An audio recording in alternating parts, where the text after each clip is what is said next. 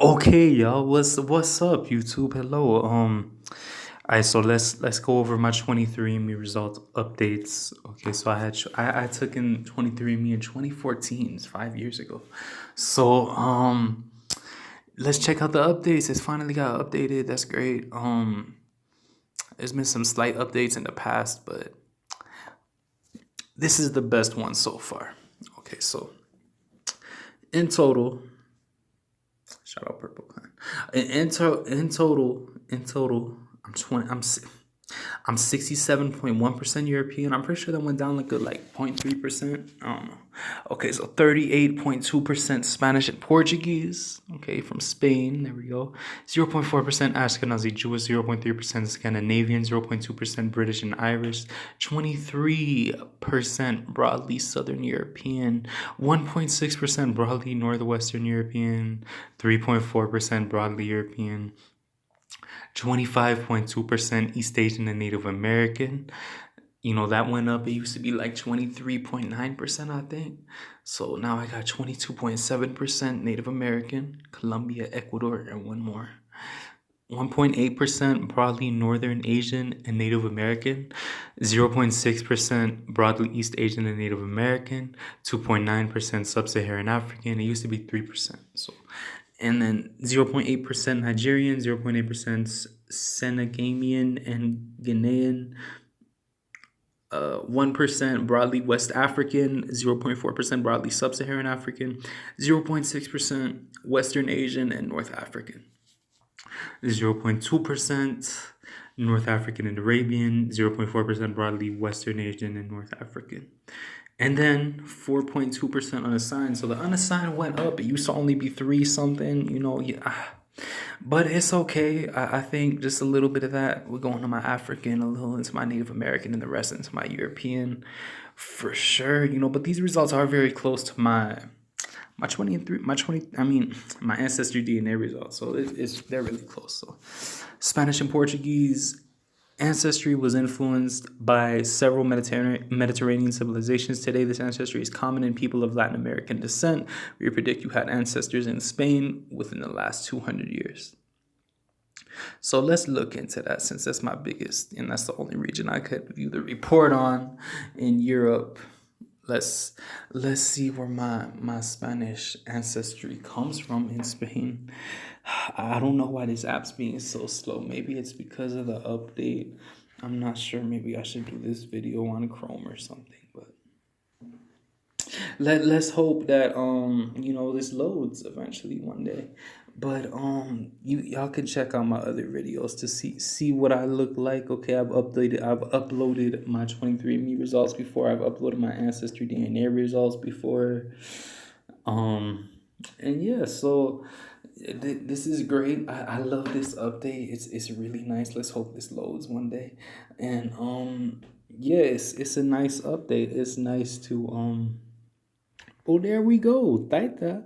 Your DNA suggests that 38.2% of your ancestry is Spanish and Portuguese. The genetic landscape of the Iberian Peninsula represented today by the people of Spain and Portugal was influenced by several Mediterranean civilizations, including 800 years of Arabic North African rule. Now, a small North African genetic signature is pregnant in Iberian DNA. And over 8% of the Spanish words carry Arabic origins. My last name is Arabic. Thank you. Conquistadors from Portugal and Spain colonized parts of Africa, Oceania, and the Americas, and DNA signatures of Iberian ancestry are now relatively common in people of Latin American descent. Wow, all my grandparents are from Latin America. That's cool. So, in the last 200 years, your ancestors may have lived in the following locations. We found evidence of your recent ancestry in the following regions. Darker regions represent places where you have DNA in common with more people who report ancestry from a particular region, because these results reflect the ancestries of individuals currently in our reference database. Expect to see your results change over time as the database grows. Okay, so let's see. That's what's up right there. So is they gonna explain this? Okay, here we go. Okay, so let's see the weaker and the stronger ancestry. Okay, possible match Spain.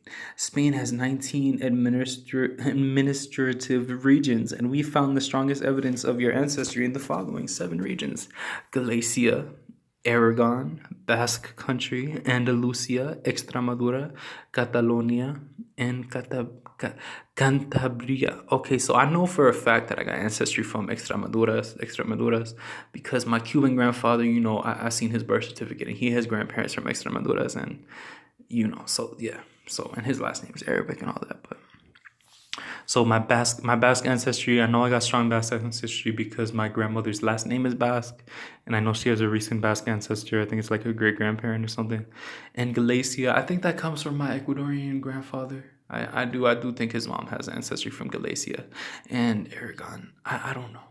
I don't know everything about my Spanish ancestry. Okay, y'all. I know I'm of Sephardic Jewish descent too. So that's that's another thing. But I'm pretty sure they were scattered all over Spain. Curious about Spanish and Portuguese history and art and traditions? Explore a few of the many nuances. I'm sorry. That make the population distinct. Unlike ancestry composition, identity isn't based on science. Of course, there are many ways you choose to identify with your Spanish and Portuguese ancestry, and the sampling of aesthetic flavors and tradition may inspire you. Okay, cool. Cool. Nice. I'm not gonna read all this, but I could just go through all of this, and y'all could, if you got Spanish ancestry yourself, then you could see this report yourself. So yeah. And then let's go into my Native American heritage. Okay. Native American. Okay, so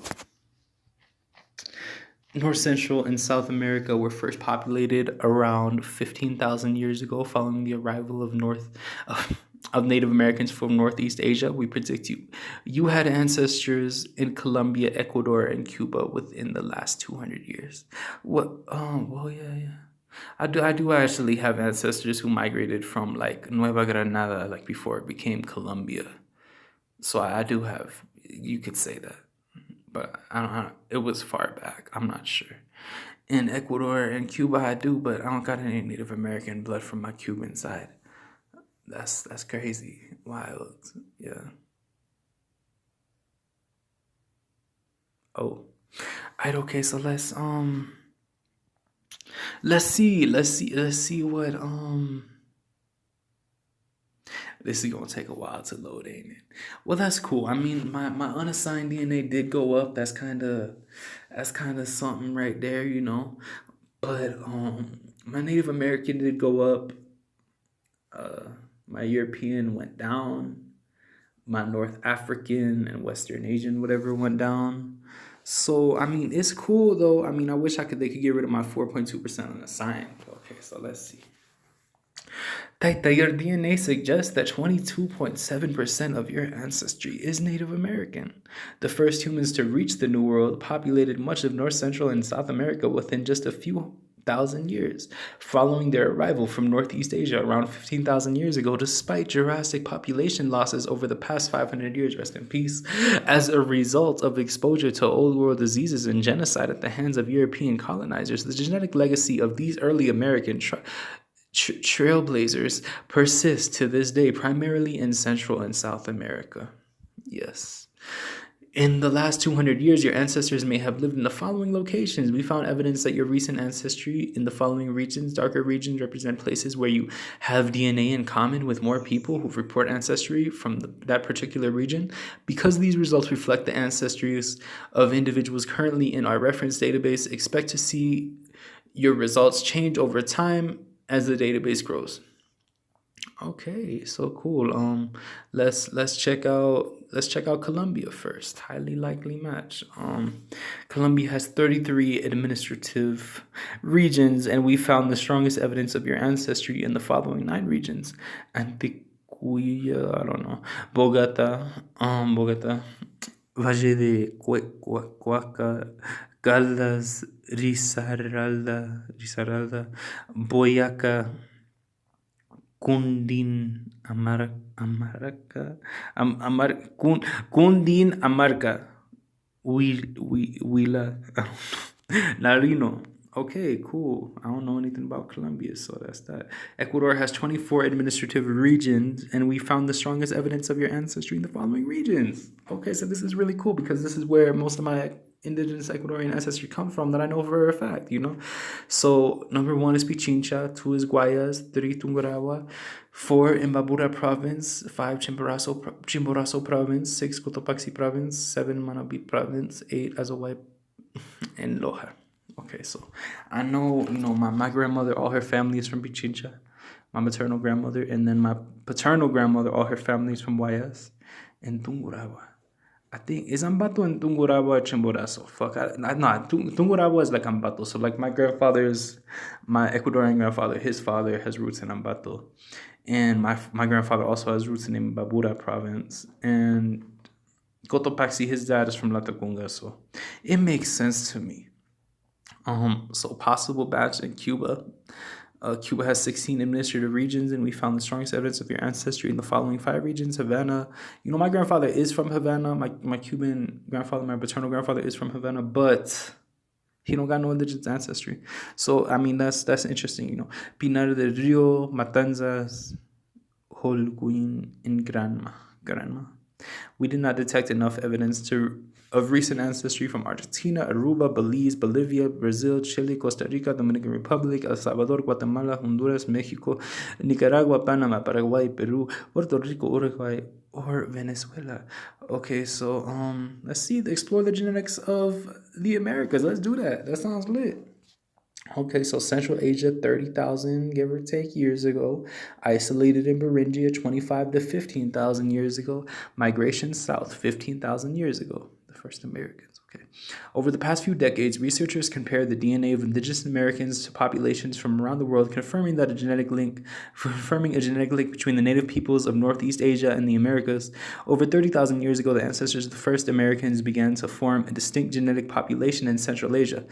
And by 25,000 years ago, these ancient humans reached Beringia, a land bridge that once connected Siberia to Alaska, where they remained isolated for millennia, until a massive ice sheet covering North America began to recede near the end of the last ice age, 12,000 to 15,000 years ago. Upon reaching Alaska, these ancient voyagers became the first humans, not to mention the first member of hominid family, to set foot in the Western Hemisphere.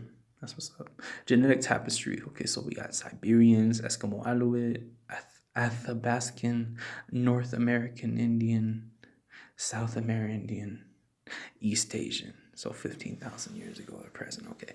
With the ice sheets retreating, the first Americans pushed rapidly south along the Pacific coast, reaching the southernmost edge of South America within a few hundred years to a few thousand years. But a simplistic migration story cannot fully explain the reach diversity of indigenous Americans' DNA we see today. Genetic evidence points to an early north-south population split within the first migration, resulting in a gradient of early indigenous ancestry throughout the Americas. Most indigenous American ancestry come from these first Americans, but there is evidence for at least two latter migrations contributing to the gene pool of Athabascans found across western North America, as well as the Eskimo Inuits who live along the Arctic and subarctic shores of Canada, Alaska, and Greenland. Their genes tell a story of migration, adaptation, and diversity that is still being written today. Ghost from the past, common ancestor, northern Amerindians, southern Amerindians, and ancient Beringians, extinct Beringians. Where some groups flourished in the New World, others faded into genetic obscurity. Evidence of ghost populations emerged. With the study of ancient humans remains, the ancestry of infant girl buried in Alaska over 11,000 years ago was distinct from all known indigenous American populations. She belonged to a previously unknown group of people who remained in Beringia, while other groups continued south to settle the Americas. Nueva America, eh? Native American, Southern European, Northern European, Sub-Saharan African. So look at Argentina. Mostly Southern European, little bit of Northern European. Yeah, y'all get the gist. Y'all can check that out yourself. So yeah, the genetic landscapes of the Americas is dramatically altered over the past 500 years. Following waves of immigration from Europe, Africa, and Asia, millions of indigenous Americans perished as a result of exposure to old world diseases and genocide at the hands of European colonizers, but the genetic legacy of these early Americans persists to this day, primarily in Central and South America.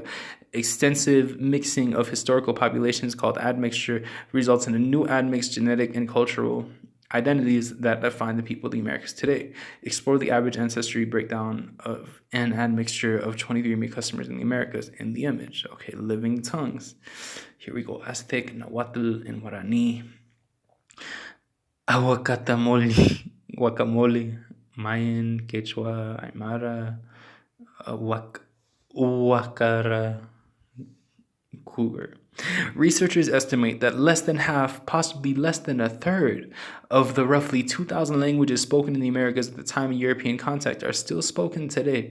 Many of the surviving languages are rapidly approaching extinction, although indigenous groups across the Americas are mobilizing to preserve their linguistic heritage. Some indigenous language families still have over 1 million native speakers, including Mayan, Nahuatl in Central America, as well as Guarani, Aymara, Quechua in South America. There are fewer native speakers of indigenous languages in North America than in Central America and South America, but indigenous languages have been preserved in the names for many North American city-states, animals, and foods. For example, the word like Saskatchewan is Cree, Alaska is Inuit, Seattle Coast Salish, Chipmunk Ojibwa, and Permian, Virginia Algonquin. I don't know, trace their regions to a variety of indigenous North American languages. Respecting tribal autonomy. In the 1990s, university researchers collected blood samples from the Havasupai of people of Arizona to study genetic factors associated with tribes' high rate of diabetes. Without informing the Havasupai, researchers of the university used genetic samples for unrelated studies that had nothing to do with diabetes research. When the Havasupai learned about the misuse of their blood samples, they sued the university and asked them for samples to be returned. This and similar incidents have sparked significant progress in how researchers approach tribal genetics, largely through informed consent and collaboration with indigenous researchers. Furthermore, 23andme strives to respect the cultural, religious, and national autonomy of indigenous groups around the world as we work to provide you with information about your unique ancestries. Okay, so I really like this whole description. This was really good. You know, there wasn't no like, it was asked before. They made it a lot better. I really like the update. It's great. You know, I hope one day that my 4.2% unassigned can be assigned, but that's okay. I'm not complaining. I know a little bit got unassigned. Got added to the unassigned again, but it is what it is. You know, I really did like this. I did like this update a lot. And if y'all want to see more, I don't know if they updated anything else, but if y'all want to see more, comment, you know, tell me what else you would like to see from my 23andme results. I don't know if they updated anything else besides the ancestry type stuff, but yeah, y'all stay tuned. More videos to come. Subscribe, comment, share. Check out my other videos if you want to see what I look like. And yeah, check out my 23andme results, my previous 23andme results before the update. Check out my ancestry DNA results. And thank you for watching. I appreciate it.